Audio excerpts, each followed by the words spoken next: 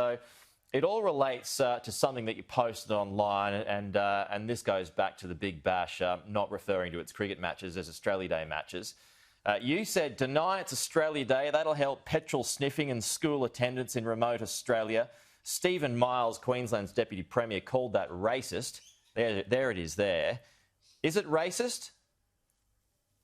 Look, of course it's not racist, Peter, but if I'm evoking a reaction like that, this is a hard conversation that needs to be had. The balance between symbolic debates and marching every Australia Day symbolically and actually practically making a difference in remote Australia. And I don't think the two are close enough connected. I wanted to show the dissonance between the two. And remember, we apologised in 2007. There's not a lot of evidence of practical improvement since then. That's frustrating for anyone in public office, as it should be every Australian.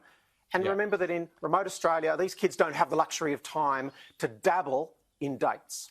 Can you see the wording to be clumsy and offensive, though, to members of the Indigenous community? It's more important that words remain words in a civil democracy. I think about my words extremely carefully. They've evoked a reaction from an incredibly tiny part of the community that obviously jumped on Twitter and Instagram. But in reality, though, very hard question.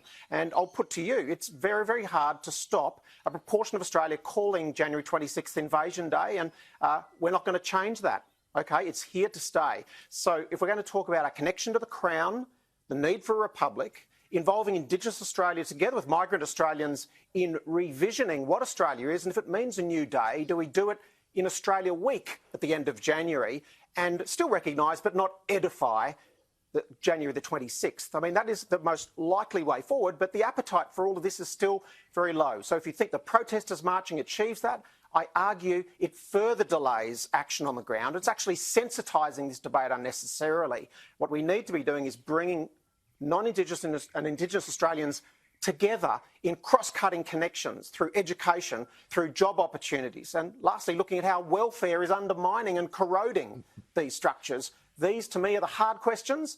Australia Day is just a diversion. But by identifying petrol sniffing and truancy, aren't you ignoring the bigger problems that lead to that, which your government has failed to address? I will say a big, huge yes about every government failing, Peter, but I just picked out from the Close the Gap targets 2 of the 5 that we're not closing since 2007. And that's basically the way we're looking after kids and brooking the valley of death through to when they're fully trained and able to join the real economy. And then secondly, the fact that we're not getting health right yet. So these 2 issues are fundamental to my career. I've devoted my time to them pre-politics. I feel very strongly about them. I use them as 2 examples, and that's not typecasting or anything like that. It's 2 examples that we should never forget we're failing on with too many remote Australian children. The great majority of them are Indigenous. What sort of consultation have you had with the Indigenous community in your electorate? So I've got my own role with Minister Wyatt talking about the Indigenous voice, and I've got a very large and strong Quandamooka community here, and I'm with them very, very regularly. And in fact, they have an Osprey Wednesday meeting where I'm regularly invited to talk. And of course, my career pre-politics was basically being based in a remote, semi-desert Indigenous community, finding a way through trachoma and introducing a new medication that's effectively eliminated blindness from this country. So, I did my part pre-politics, but it's not about attacking the person, is it?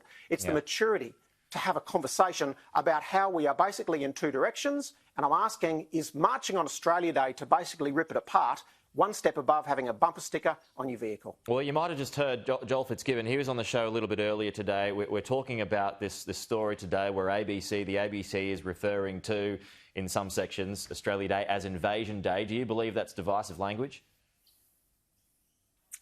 Look, it's a reality, isn't it? For a proportion of Australia, they see it not as a rival, but invasion. By British subjects, that all changed in 1948 when we became Australians, but in that step we didn't involve Indigenous Australia, and the right to vote came 2 decades later. I mean, we have messed this up historically, but Australians on Australia Day don't go to a monument and start to revere 1788. They have a barbecue in the backyard with friends as their last chance before they send the kids back to school. But you're OK with that So we're not obsessed with a national day. But yes, I am OK with sections of Australia calling it what I don't, which is an invasion day, but I recognise their right to do it because Andrew they are Laming, absolutely I'm sorry, right I'm going to have to interrupt you perspective. there. I'm really sorry. We will have to talk to you again soon because